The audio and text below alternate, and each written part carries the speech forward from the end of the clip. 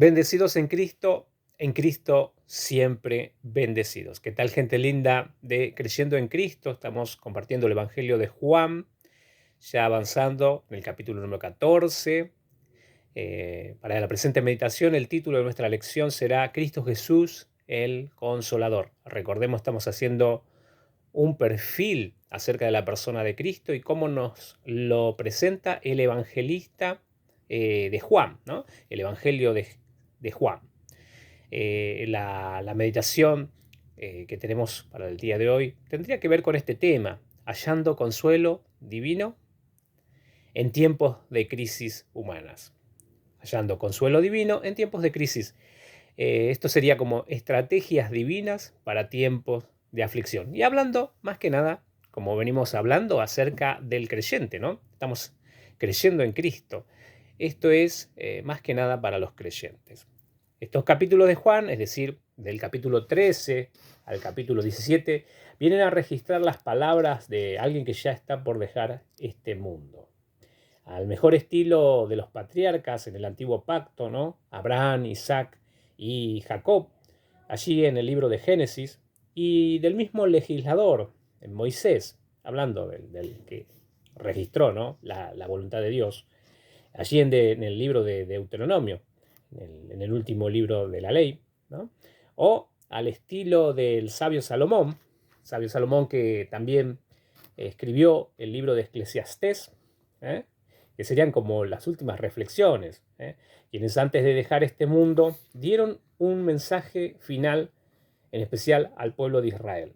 Del mismo modo y con la misma solemnidad e importancia vital, tenemos las palabras del Rey Jesús que dio a sus discípulos antes de que él mismo diera su vida en rescate por muchas personas, por muchos. Esta entonces la escena que nos lleva a la parte más íntima, a las personas íntimas de Cristo. A ellos les pronuncia sus últimas palabras, sus últimas instrucciones. Como quien decir, aquí tenemos las palabras más importantes antes de que alguien parta de este mundo. Un resumen, por así decirlo, de lo que el Señor Jesús quiere que quede como principal asunto, ¿no? En la mente de aquellos que creerían en Él, de los que creen en Él, de sus discípulos. Muy bien. Jesús entonces va a dejar este mundo. Esa es la realidad que los discípulos debían afrontar en aquel entonces. Pero frente a esa difícil noticia, si bien necesaria, nadie está muy feliz, digamos, con la noticia de una partida, ¿no? Los discípulos ahora, en esta escena, tenían la instrucción de Jesús para poder sobrellevar los nuevos días en su ausencia. Esto tendría que ver con la pregunta, ¿no? ¿Cómo afrontar los días difíciles? Jesús les da una serie de instrucciones a sus seguidores para poder vivir los días en la tierra en estas nuevas circunstancias, cuando Él ya no iba a estar. El contexto de este capítulo es el que Jesús tenía que morir para salvar al mundo. La noticia de cualquier muerte, ¿no? La proximidad de la muerte no es muy feliz para el ser humano, que ve las cosas con los ojos humanos o con la comprensión humana. Es decir, que juzga o comprende lo que sucede con la interpretación humana o nuestra humana manera de ver o entender las cosas. Sin embargo, Jesús les enseña a sus discípulos a adoptar la perspectiva divina, incluso frente a la realidad de la misma muerte. Estamos aprendiendo que Jesús el Cristo es Dios, que Él, siendo Dios, se hizo carne, y que en esa situación de carne fue sometido a todas las presiones de la vida humana, que a nosotros, como seres humanos y como creyentes humanos, nos toca vivir. En esa situación y sabiendo por experiencia cómo es el dolor humano, Jesús puede enseñarnos cómo pasar los momentos de dolor, cómo hallar consuelo en momentos de aflicción, ¿Mm? Cuando está Cristo Jesús cerca, ¿eh? Casi tan cerca que lo podemos tocar, ¿eh?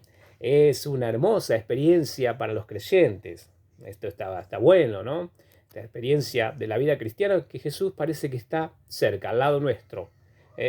Así como lo fue para con los discípulos, hasta el capítulo número 13, 14, 15, 16 de Juan, que nos hablaba acerca, ya empezaba a decir que se iba a retirar, ¿no? Y capítulo 14 de Juan justamente comienza con esa noticia.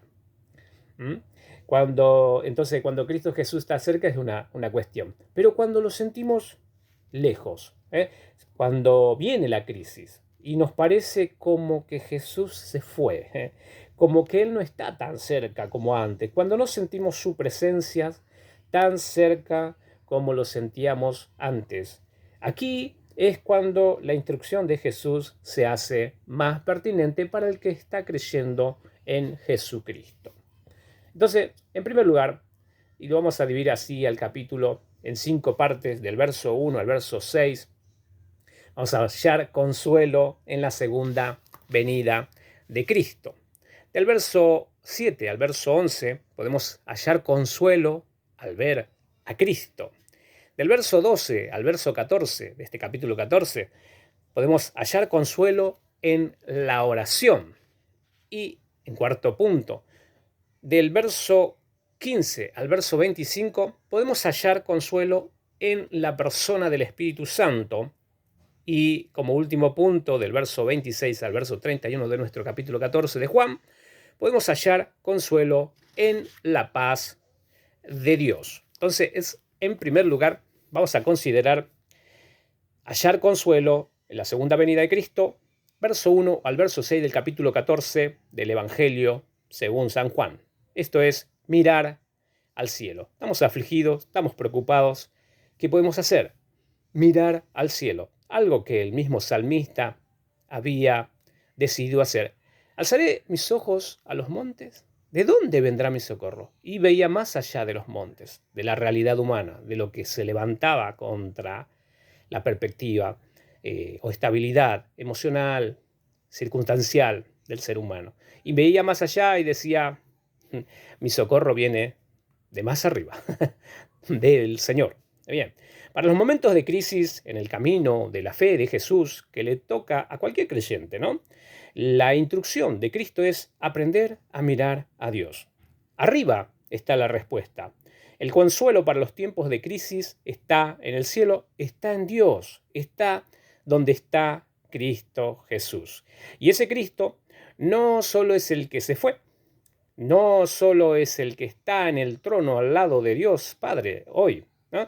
Sino que es el Cristo que está viniendo, el Cristo que viene, es aquel que pronto ha de venir. Podemos encontrar consuelo en la esperanza de la segunda venida de Cristo y todo lo que ello significa para el mundo venidero. En primera instancia, Jesús se fue para preparar lugar para aquellos que creen en Él, los creyentes. ¿Dónde se fue a preparar lugar? En la casa de Dios Padre, el cielo de Dios. Allí, dice Jesús, quiere que donde Él esté, también los que creyeron en Él estén con Él. Recordemos entonces que estamos de paso en este mundo como creyentes. Nuestro destino final está en la casa de Dios Padre junto a Cristo Jesús. Ese es el domicilio de residencia final de todo creyente de Jesús. Hacia allá vamos los que creemos en Cristo. Por lo tanto, no nos podemos enredar demasiado con los asuntos de este siglo, del mundo, de la tierra, ¿no? Entonces, podemos encontrar consuelo al recordar que no estamos aquí para siempre y que nuestro destino final es estar para siempre con nuestro Creador, nuestro Dios. También, aprender a mirar arriba es aprender a mirar las cosas espirituales por sobre las cosas naturales, temporales, terrenas. Mirar el cielo es aprender a mirar el reino de Dios y su justicia y la prioridad de las cosas de la vida, las cuestiones espirituales.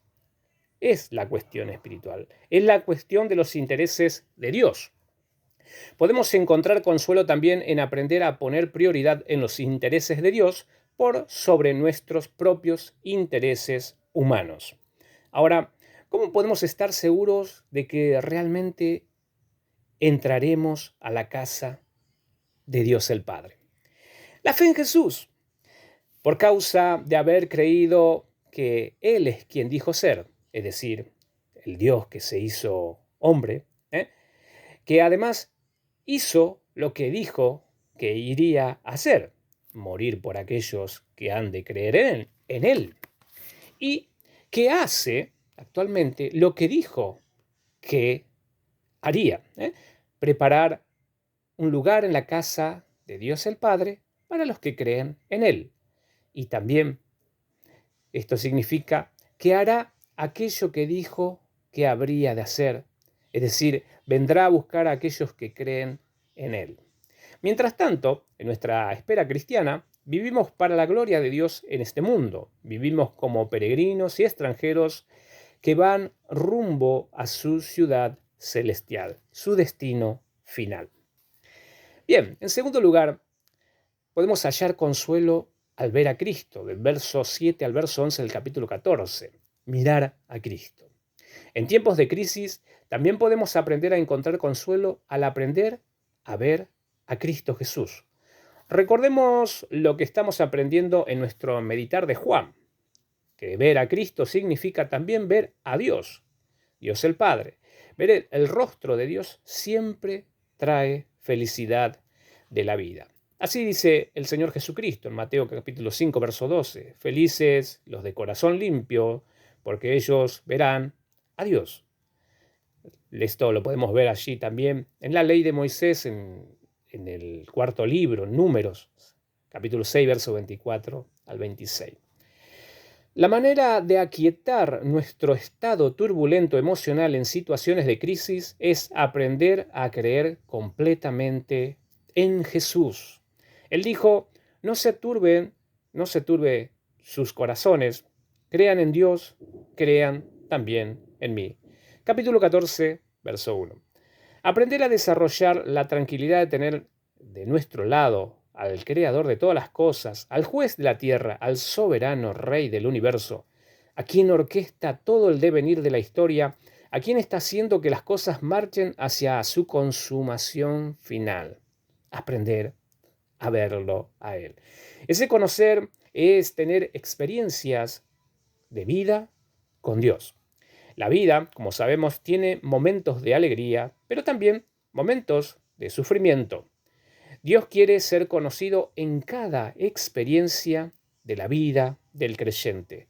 Recordemos que incluso el sufrimiento de la cruz de Jesús no fue un accidente, sino parte del plan soberano del soberano Rey de la tierra. Isaías 53 ya lo venía anticipando. El sufrimiento era parte necesaria y suficiente para la obra de redención del mundo. Era la manera en que Dios Padre lograría que muchos vengan a Él, a su casa. De modo que podemos encontrar consuelo al aprender a mirar a Cristo para aprender a conocer a Dios el Padre. Aprender a ver a Cristo para aprender de Dios Padre. Porque también recordemos lo que dijo Jesús, el que me ha visto a mí, ha visto al Padre. La vida perfecta, la vida eterna, se trata de conocer a Dios el Padre y a su Hijo. Juan capítulo 17, verso 3, lo veremos después. Por lo tanto, al aprender la verdadera vida, encontraremos consuelo en lo que no perece, en lo que es eterno, en lo que realmente vale la pena vivir. Si sufrimos en esta vida por causa de vivir la verdad del Evangelio, sabemos que nuestra vida en Cristo es eterna, indestructible, sin posibilidad de pérdidas eternas y reales. No hay verdaderas pérdidas para el que está viviendo sus días en la tierra con Cristo o en Cristo, el creyente.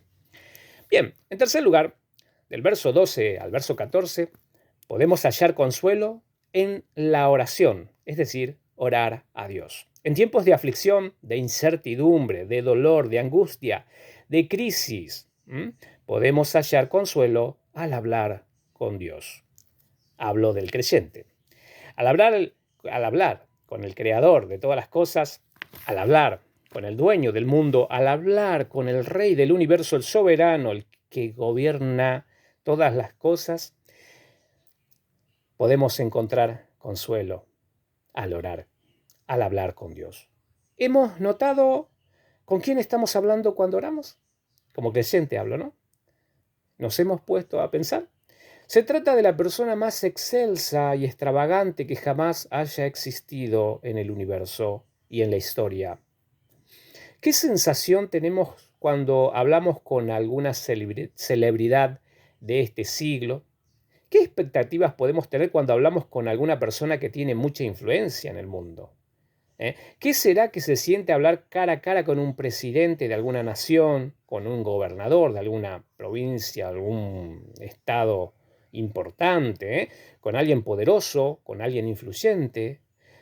Yo realmente no sé cuáles serían las sensaciones de hablar con ese tipo de gente. Sin embargo, el creyente, todo creyente, tiene el enorme privilegio de hablar con el todopoderoso Dios creador de todas las cosas, sin tener citas previas, sin limitarse a horarios de visitas, con plena y exclusiva atención. Ahora, cuando oramos a Dios necesitamos estar conectados con la voluntad de Dios. Cuando estamos conectados con la voluntad de Dios, cuando la palabra de Dios es nuestra guía y cuando por causa de vivir según esa palabra muchas veces nos encontramos en crisis, podemos estar seguros que Dios escucha nuestras oraciones. Dios está siempre presente cuando el interés del creyente es también el interés de Dios. Dios escucha ciertísimamente las oraciones de los creyentes que oran conforme Él quiere, conforme los deseos de Dios. Y sabemos que el interés primordial de Dios es su propia gloria. De modo que cuando el creyente se ocupa en la gloria de Dios o lo que tiene que ver con darlo a conocer a Él, puede estar seguro de que las oraciones que tiene como fin esa gloria serán respondidas. Así, el mismo Juan escribe en su primera carta que si pedimos según su voluntad, Dios nos oye. Primera carta de Juan, capítulo 5. Así que tendremos las oraciones o peticiones que le hayamos hecho a Dios. Como creyente hablo. Jesús prometió contestar este tipo de oraciones para que el nombre de Dios Padre sea glorificado, porque realmente esas peticiones, las peticiones que son con ese objetivo de glorificar a Dios, son hechas en su nombre. Es el interés de Cristo.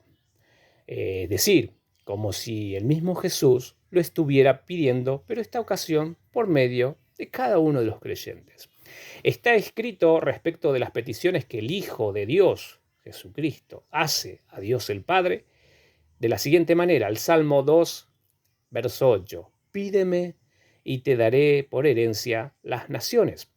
Esto solo es para recordarnos que no hay una petición que el Hijo de Dios haga a Dios el Padre, que sea demasiado grande o improbable. Lo que el Hijo de Dios pide, eso es de seguro conforme la voluntad de Dios el Padre. Por lo tanto, tendrá una respuesta afirmativa. Así, nuestras oraciones creyentes, guiadas por la voluntad de Dios el Padre, realizadas en el nombre de Jesús, su Hijo Santo, pueden obtener las respuestas que glorifiquen a Dios el Padre e incluso, dice Jesús, mayores cosas que las que pedimos o entendemos, como también el apóstol Pablo lo entendió y lo dejó escrito allí en la carta a los Efesios, capítulo 3, verso 20-21. Ahora, ¿cómo hemos de pedir a Dios en el nombre de Jesús cosas que no glorifiquen al Padre? Por ejemplo, oraciones guiadas por nuestros sentimientos no son útiles para ser elevadas a Dios, puesto que nuestros sentimientos humanos, por lo general, son impulsados por los deseos de nuestra humana debilidad, por nuestro corazón, el cual es malo por naturaleza. Así, necesitamos cambiar nuestros pensamientos humanos por los pensamientos de Dios, si es que realmente deseamos recibir respuestas a nuestras oraciones creyentes. Recordemos las palabras de Jesús que nos enseñó a orar así: Padre nuestro que estás en los cielos, venga tu reino, venga tu gobierno. Luego dice, santificado sea tu nombre, glorifícate, hágase tu voluntad, es decir, no la nuestra. Así como en el cielo, así también en la vida sobre la tierra. Mateo capítulo 6, verso 9 al 12. El reino de Dios, el nombre de Dios y la voluntad de Dios son la prioridad para el Hijo de Dios, para el Cristo, para Jesús, y es el modelo para la vida de todos los creyentes. De modo que cuando oramos a Dios necesitamos dejar de lado nuestro viejo modo de pensar y renovar nuestro entendimiento creyente con la voluntad de Dios, para poder orar solo aquellos que es conveniente orar a Dios. Y en ese orar recordemos la instrucción de Cristo que nos dijo: y no usen de vanas repeticiones, en especial al pretender usar el nombre de Jesús como una especie de muletilla, fetiche o fórmula obligada de oración, o como una especie de argumento que convencería a Dios a realizar algo que no glorifique su nombre. Orar en el nombre de Jesús es orar como si el mismo Jesús lo estuviera pidiendo. Y claro que para pedir en su nombre, en el nombre de Jesús, primero necesitamos tener una relación vital con Él. En cuarto lugar, podemos hallar consuelo en la persona del Espíritu Santo, aprender a caminar en el Espíritu de Dios.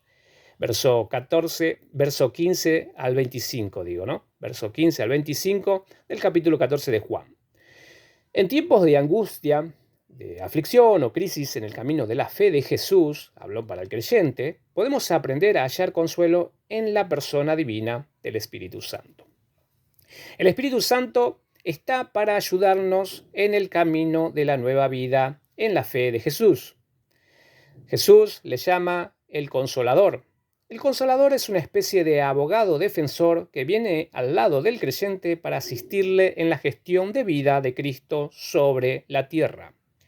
Desde que Jesús dejó este mundo para ir al lugar de donde vino, es decir, al cielo junto a Dios el Padre, el Espíritu Santo vino en su lugar para quedarse con los creyentes de Jesús para siempre. Por lo tanto, podemos decir con certeza absoluta que los que hemos creído en Jesús nunca estamos solos en el mundo. Dios, el Espíritu Santo, habita para siempre en aquellos que han nacido de Dios, en aquellos que han nacido del Espíritu, aquellos que han nacido de nuevo, como lo describe Juan capítulo 3 y también como lo describe y lo menciona Juan capítulo 1, verso 11, 12. Así dice Jesús que Jesús mismo, está con el creyente, pero también está dentro del creyente, Él es nuestro ayudador, Él es nuestro abogado defensor, Él es alguien que Jesús envió para que esté con cada creyente hasta que el mismo Jesús venga otra vez por los suyos. Y obviamente, estoy hablando de que está permanentemente. Jesús también vendrá a buscar, y no es que se va a ir el Espíritu Santo de dentro nuestro, de dentro del creyente, sino que vamos todos juntos con Jesús.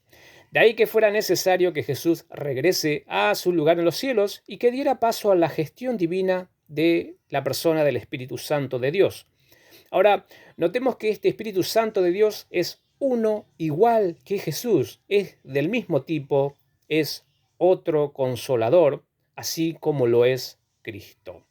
La palabra otro se refiere a otro de la misma clase. Así como es Cristo, así es el Espíritu Santo. Ese Espíritu Santo es Dios, así como Jesús, el Cristo, es Dios. En este capítulo 14 de Juan se nos habla del misterio de las tres personas de la Trinidad. Tenemos al Hijo de Dios que debe regresar a Dios Padre y al Hijo de Dios que promete la venida del Espíritu Santo, ocupando o haciendo ese rol que tenía él hasta ese momento, es decir, en su lugar. Trinidad, la palabra Trinidad no es una palabra que está en la Biblia, como sabemos, La usamos simplemente para referirnos a aquello que se presenta en la Biblia y que nos es difícil de explicar. Es un concepto, ¿eh? Es un concepto que ilustra ese misterio incomprensible de que Dios es el Padre, el Hijo y el Espíritu Santo. Decimos que Dios es un solo ser que se expresa en tres personas. La persona del Padre es hacia donde se dirigen los creyentes, la meta final, pero también es su origen. El camino hacia ese destino final, hacia el Padre, es el Hijo de Dios, quien trazó el único modo de llegar al Padre. Es decir, como decía él, nadie viene al Padre sino solo por mí. El Espíritu Santo es el que nos ayuda a creer en Dios, el Hijo, para de ese modo, creyendo, poder llegar al Padre, a Dios el Padre, seguros. Aquí entonces tenemos a Dios el Hijo, que es el único camino a Dios el Padre, y el modo que podemos comenzar a caminar en ese camino a Dios el Padre es por medio de la obra del Espíritu Santo, el cual, dice el Señor Jesús, convence a todo ser humano de pecado, justicia y juicio. Luego de que se ha creído en Jesús para salvación de los pecados, el Espíritu Santo viene a vivir eternamente en el creyente, y es en esa función de habitante permanente en el creyente que el Espíritu Santo ayuda al creyente a estar seguro de que ahora es un hijo de Dios. Y también le ayudará de ahora en más a saber la voluntad de Dios, porque es el Espíritu de verdad. Y le ayudará a ser iluminado para saber esa voluntad y, entre otras cosas, saber cómo orar convenientemente. Muy bien. Quinto y último lugar, tenemos del verso 26 al verso 31, hallar consuelo en la paz de Dios, tener experiencias con la paz de Dios. En tiempos de crisis, en el camino de la fe en Jesús, podemos hallar consuelo al experimentar la paz de Dios. La experiencia con la paz que Cristo da, la paz completa, perfecta y real que Jesús da a quienes creen en Él, en su nombre. En primer lugar, el creyente puede encontrar consuelo al recordar que esa paz fue lograda por Cristo al morir en la cruz. Así escribe Pablo a los Romanos, capítulo 5, verso 1, justificados por la fe en la obra de Jesús, tenemos paz para con Dios, el Padre. Esto quiere decir que Dios ya no está más en guerra con el ser humano, en especial con el creyente, sino que ha propuesto su paz por medio de la cruz de Cristo, por medio del sacrificio de Jesús en esa cruz. Luego tenemos la posibilidad de vivir cada día esa paz de Dios por medio del fruto del Espíritu Santo en la vida del creyente. Recordemos que el Espíritu Santo es el consolador que viene a vivir de manera permanente en el creyente y es el que además produce en el creyente su fruto, el cual es descrito allí en la carta que escribe Pablo a los Gálatas, capítulo 5, versos 22 y 23, como característica de ese fruto. Ese fruto espiritual es caracterizado por 9 cualidades, siendo una de esas cualidades la paz de Dios.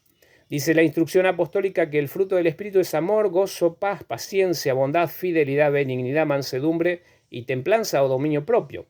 De modo que lo que produce el Espíritu Santo en el creyente es primariamente gozo, pero inmediatamente paz, casi como un resultado directo de la experiencia del gozo de la salvación de Dios. Cuando aprendemos a andar en el Espíritu Santo, esto es, cuando aprendemos a seguir la dirección del Espíritu Santo, cuando su voluntad nos dirige, es decir, nos gobierna, dirige nuestros pasos, los pasos que tomamos en cada circunstancia de la vida como creyentes, entonces hay un resultado concreto que podemos experimentar continuamente y es la paz de Dios en todas las áreas de la vida del creyente. Caminar en el Espíritu Santo, ser guiados completamente por Dios, la voluntad de Dios, por lo que Dios enseña, por la doctrina de Dios, la cual siempre nos trae a memoria el Espíritu Santo, de esto estoy hablando. Vale decir que a mayor conocimiento de la voluntad de Dios, el Espíritu Santo tiene, como quien decir, más herramientas para ayudarnos como creyentes a caminar mejor la vida en Cristo. Como quien decir, el Espíritu Santo nos enseña con lo mismo que nosotros estamos aprendiendo de las Escrituras, de la palabra de Dios, de la voluntad de Dios, o como decimos generalmente, la Biblia, ¿no? El Espíritu Santo toma lo que ya hemos aprendido como voluntad de Dios y nos recuerda en cada circunstancia de la vida cuál o qué es la voluntad de Dios para esa situación, y ahí nos enseña a dar pasos en la fe de Dios. Ahí podemos decir, crecemos en la fe de Dios. ¿Mm? ¿Qué vamos a experimentar cuando aprendemos a caminar según la voluntad divina, guiados por el Espíritu Santo que nos recuerda constantemente esa voluntad? Vamos a encontrar la paz de Dios, la paz práctica, la paz para el día a día. Ahora bien, podemos simplemente decir esto: ¿qué es paz?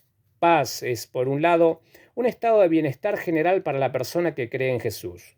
Paz no solo se refiere a un estado donde no hay guerras, donde no hay un conflicto real que nos desestabilice, sino que se refiere a un bienestar espiritual interno del que goza el creyente. Esta paz, en el ser interior, no puede ser destruida por las infidelidades humanas o factores externos.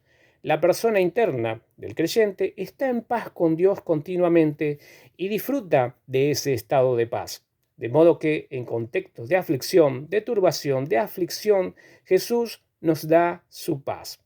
Como quien decir, la garantía de que todo será conforme Él ya lo ha determinado. Por otro lado, la paz de Jesús tiene como raíz intrínseca la perfección de Dios. Podemos decir que el modo en que somos perfeccionados es cuando experimentamos la paz de Dios en cada situación de la vida. Y el conflicto, la aflicción, el dolor, pareciera ser el mejor escenario que saca a relucir los efectos de la paz de Jesús. Muy bien, gente linda de Creciendo en Cristo, nos estamos despidiendo ya para la próxima sesión, si así nuestro Dios nos permite. Recuerden de leer ya el capítulo 15 del Evangelio de Juan, el cual estaremos compartiendo si así nuestro Dios nos da, nos concede, nos permite. Que sigan bien bendecidos en Cristo siempre bendecidos. Amén.